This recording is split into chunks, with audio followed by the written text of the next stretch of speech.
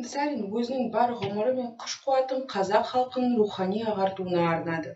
Әсіресе жастарға заманауи білім беріп, мәдениет пен өркениет көшіне ілесуге шақырды және сол жолда қыруар жұмыс атқарды. Ыбырайдың жазушылық қызметінің оқу және өнер біліммен саласымен тікелей сабақтасуы да осында болса керек. Оның ақындық шабытына дем беріп, жазушылық қиялына қанат бітірген басты нысана қараңғы қазақ халқының көзін ашу, көңілін ояту, ұлтымызды озық мәдениетті елдерінің қатарына қосу болды. Ыбырай Алтынсарин қазақ халық ағарту саласында қандай елеулі орын алса, әдебиет пен мәдениетіміздің тарихында да сондай биік дәрежеде тұр. Ақынды қазақтың жазба әдебиеті мен тілінің негізгі қалаушылардың бірі ретінде де танимыз. Қазақ әдебиетіне тың серпіліс әкеліп, жаңа жанрлар енгізді.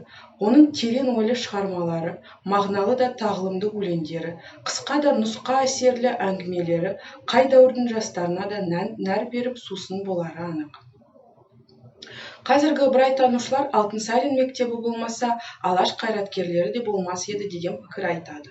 Осы ретте ұлт ұстазының мектебінен білім алып, тәлім-тәрбиесін түйген тұлғалар туралы айта кетейік. Ыбырай Алтынсарин қазақтың әдеби мәдени дүниесін жаңғыртып, жаңа сатыға көтерген алыптардың бірі.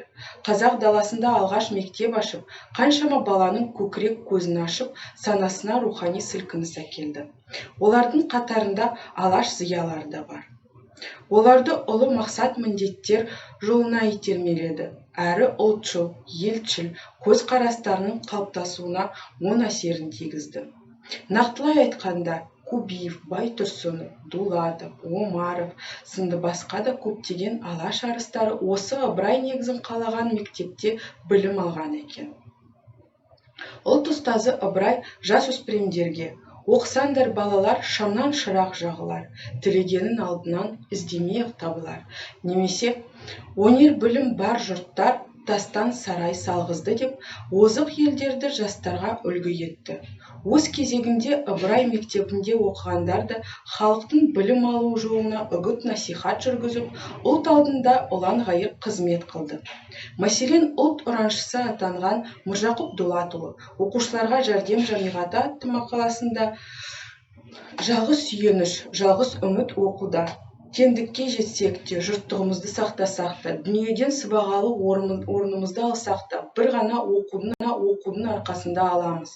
Жақсылыққа бастайтын жарық жұлдыз оқу, надан жұрттың күні қаран, келешегі тұман деп оқу білімнің маңыздылығын айтты. Ыбырай Алтынсариннің еңбегіне жаңаша баға беру, қазақ руханиятындағы рөлін айқындау және шығармашылығын насихаттау бізге тиесілі негізді міндеттердің бірі.